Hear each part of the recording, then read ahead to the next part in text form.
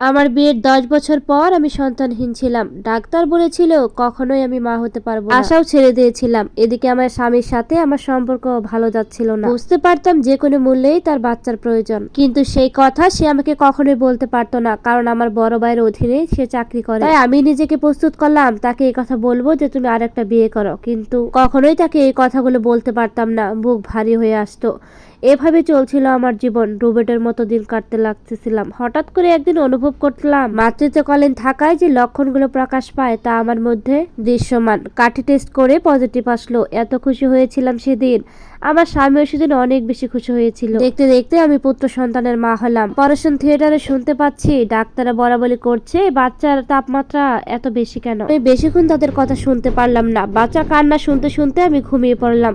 ঘুম থেকে ওঠার পর আমার বাচ্চার চেহারা দেখে আমি অনেক বেশি অবাক হলাম। বাচ্চা এত সুন্দর হয়েছে যা বলার বাইরে। বিশ্বাসই করতে পারছিলাম না, এত সুন্দর বাচ্চার মা আমি। ওর চোখ দুটো গাঢ় সবুজ রঙের, দেখেই চোখ ধাঁধিয়ে যায়। তবুও আমি অপলক দৃষ্টিতে তাকিয়ে আছি। সত্যি সত্যি আমার বাচ্চার তাপমাত্রা অনেক বেশি ছিল। হাত ধরার পর মনে হচ্ছিল যেন গা জ্বরে পড়ে যাচ্ছে, কিন্তু তবুও আমি তাকে ধরে রইলাম। আমার ছেলের নাম রাখলাম শুভ। শুভ হয়ে যাওয়ার পর আমার স্বামী আর আমার যে মধ্যকার সম্পর্ক ঝামেলা ছিল সেগুলো সবকিছুই ঠিক হয়ে গেল। নিজেকে তখনও অনেক বেশি সুখী লাগছিল, কিন্তু দিন দিন শুভ যত বড় হচ্ছিল তত তার দিকে আমার সন্দেহ হচ্ছিল। এমনিতেই তার গায়ের তাপমাত্রা স্বাভাবিক থেকে অনেক বেশি। যে কেউ আমার বাচ্চার গায়ে হাত দিলে বলতো ও মা, বাচ্চার গা তো জ্বরে পুড়ে যাচ্ছে, কিন্তু ওর শরীর ওরকমই থাকতো।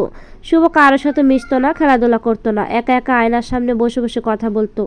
এতে হয়তো আমি অস্বাভাবিক কিছু মনে করতাম না, কারণ ভাবতাম বাচ্চারা তো একা একাই কথা বলে। আস্তে আস্তে বড় হওয়ার পর তার এই রূপ গেল না। এখনো সে আয়নার সামনে বসে থাকে, কিন্তু তেমন একটা কথা বলে না। আমার মা মজা করে বলতো আমার নাতি নিজের রূপে নিজেই মুগ্ধ হয়ে গেছে।